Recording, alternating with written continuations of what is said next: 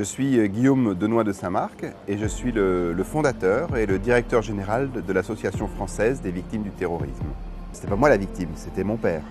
Mais en fait, je suis aussi une victime et j'avais beaucoup de mal à l'admettre parce que toute ma vie était impactée par ce qui s'était passé, parce que je ne m'autorisais plus à vivre, parce que j'étais plus dans la construction. Et il faut accepter le fait que oui, on a besoin d'aide.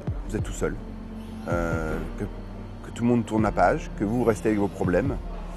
Et c'est là où le besoin de rejoindre d'autres victimes, de s'associer, de travailler ensemble, de comprendre, d'être acteur est une nécessité. Le parti pris que nous prenons, c'est de rassembler toutes les victimes dans une même association, quels que soient les différents attentats, parce que chacun apporte sa sensibilité, son expérience, son vécu, et on n'est pas tous au même niveau de souffrance psychologique, on n'est pas tous au même niveau de problématique. L'ONU a été très importante est toujours très importante aussi pour arriver à créer des liens entre différentes victimes de différents pays. Le fait qu'on puisse se retrouver dans des réunions de travail où on s'aperçoit que finalement nos différences culturelles sont peu de choses par rapport au vécu que nous avons, fait qu'on refait humanité. Et c'est ça le plus important, c'est retrouver un sentiment d'appartenir à un groupe plus grand. Ce qu'on ressent, quelqu'un à l'autre bout du monde, dans une autre culture, dans un autre attentat, vit la même chose.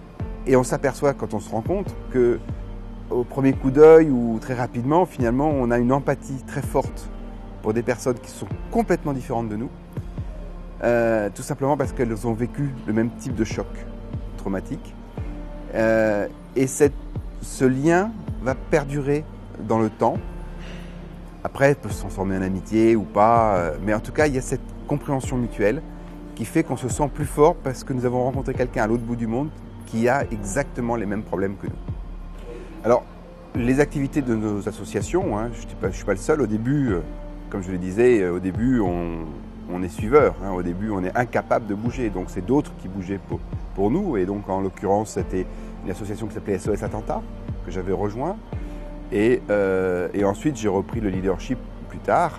Mais cette action collective de toutes les victimes a permis effectivement de changer beaucoup de choses en France. C'est-à-dire que ce n'est pas de faire peur en disant « regardez comme c'est épouvantable le terrorisme ». C'est de montrer « oui, c'est épouvantable le terrorisme », mais soit on arrive à survivre au fait d'avoir perdu un proche, ou on arrive à faire avec ses blessures physiques ou psychologiques, mais surtout on est dans la vie, on est dans l'amour, on est dans la reconstruction, on tisse des liens là où les terroristes ont essayé de nous cliver, de nous diviser. Et c'est ce message-là qui doit être porté, parce que lui, il est universel.